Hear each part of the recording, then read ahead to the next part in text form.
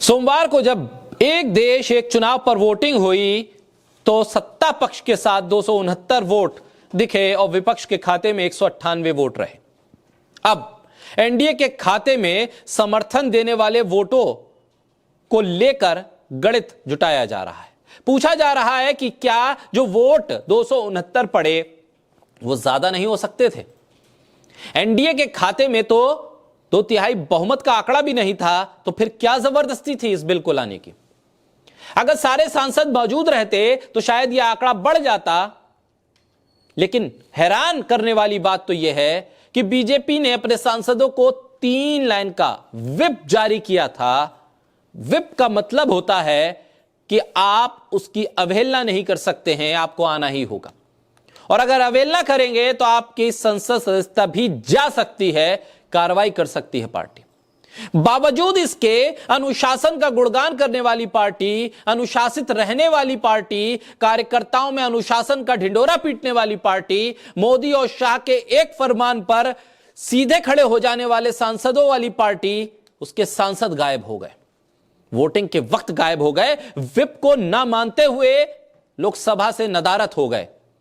अब परेशान बीजेपी आलाकमान भी है कि आखिर कैसे कार्रवाई करें, किस तरह की कार्रवाई करें। 20 सांसदों को क्या पार्टी से बर्खास्त कर दें तो फिर जैसे बर्खास्त करेंगे उधर सरकार गिर जाएगी, नहीं करेंगे तो सवाल उठेगा कि क्या यही है चाल चरित्र और चेहरे वाली पार्टी, यही है अनुशासन वाली पार्टी, यही है वो पार्टी जिसमें नरेंद्र मोदी और अमित शाह जैसे लीडर हैं, जिनकी हर फैसले पर पार्टी का सांसद हो या कार्यकर्ता सर झुकाकर मान लेता है। और आज उसी पार्टी के सांसद पार्टी के जरिए जारी व्हिप को मानने से इनकार कर देते हैं। हालांकि जो सांसद गायब हुए उनका नंबर 20 तक बताया जा रहा है। उन सांसदों को नोटिस जारी करके स्पष्टीकरण मांगा जा रहा है। पूछा जा रहा है क्यों नहीं आए थे, क्या काम आ गया था? पार्टी ने 3 लाइन का व्हिप जारी किया फिर भी अनदेखा कर दिया, क्यों?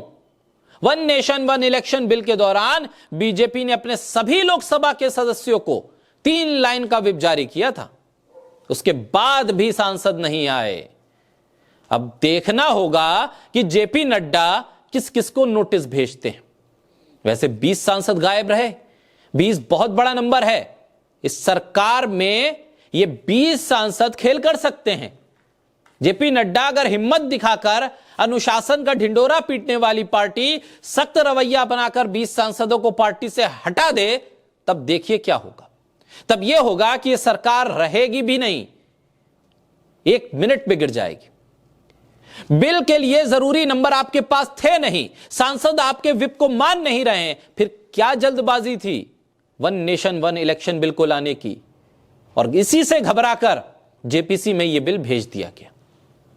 बीजेपी के 20 सांसद अगर गायब हैं तो समझिए कि बीजेपी के भीतर भूचाल है। लोग सुनने को तैयार नहीं है अपने नेता को। बीजेपी के भीतर सांसद अपने नेता को अब नेता मानने के लिए तैयार नहीं है। नियंत्रण जो नरेंद्र मोदी और अमित शाह का था अपनी पार्टी के भीतर, वो कमजोर पड़ गया है, ढीला पड़ गया है। उनकी रणनीति की कमजोरियां अब खुलेआम सामने आ रही हैं। और जरा अब नाम पर गौर कीजिए, कौन कौन से सांसद गायब थे? नितिन गडकरी, ज्योतिरादित्य सिंधिया, गिरिराज सिंह, जगदंबिका पाल, शांतनु ठाकुर, बीवाई राघवेंद्र, विजय बघेल, उदयराज भोसले, भागीरथ चौधरी, जगन्नाथ सरकार और जयंत कुमार रॉय जैसे चर्चित चेहरे इसमें शामिल थे।